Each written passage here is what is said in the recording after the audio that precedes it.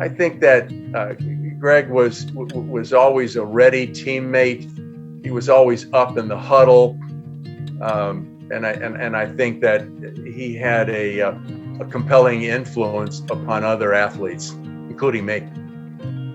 We were freshmen together, and he had played at St. Denis, and I went to a city school that didn't have football, so it was the first time I had this on. And he was going to try to play tight end, and we used to wear hip pads then, and I had mine on backwards. I was playing tackle. He was playing tight end. He caught the ball. I got hit, hurt my hip. His pants fell off, and Coach Rezick said, "You're not playing tight end anymore." There was about a half a dozen of them.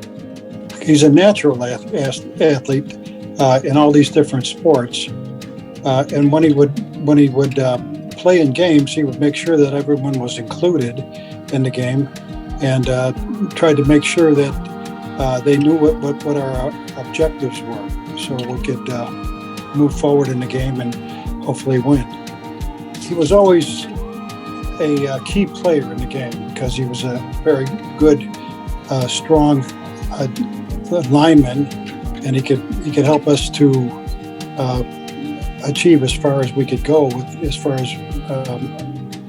And I was involved with some of the linebackers as well, so that we could score and have our people move forward. We were sophomores in 1967, and we had a senior-dominated team, and none of us were playing as sophomores, and we had just been assigned a new coach, a brother who was going to take over the scouting. So we were standing there at the end of practice, cold, typical October Chicago day, dark. We were listening to this coach, and he was very motivational. And again, he was like the scout team coach. And the head coach and the assistant coaches for the varsity were on the other line of scrimmage, and we were playing pretty well. I mean, everybody on the offense was getting chippy, and so were the coaches. Coaches were yelling, fingers were being pointed, and we're doing it, man. We're bringing a load, and Greg is leading us, okay?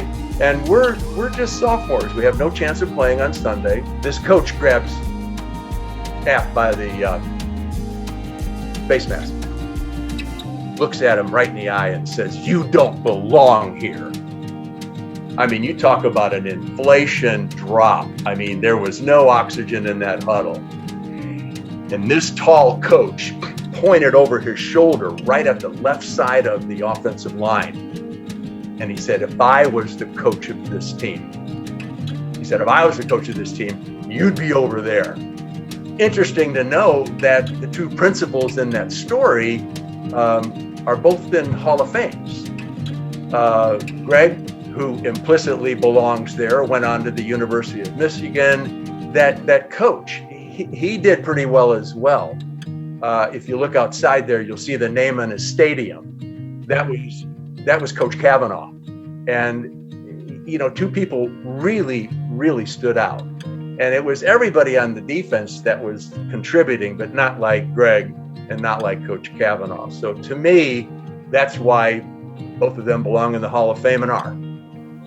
Well, as a person, he included everyone. So it was a pleasure to play, whether it be a competitive sport or Greg made sure it was even and fair so that both sides had the same chance. And then we would get together and start competing with each other. And I think it made a difference that Greg was always making sure that everyone was working together. Just the one thing that Greg was involved with us at St. Denis, and we won the Catholic League championship that year. Greg was a key player, obviously, and I played throughout the whole season as well. So we were undefeated in football during that period, and Greg was a big part of it. Please join me in welcoming the newest member of the Hall of Fame, Greg Apkarian.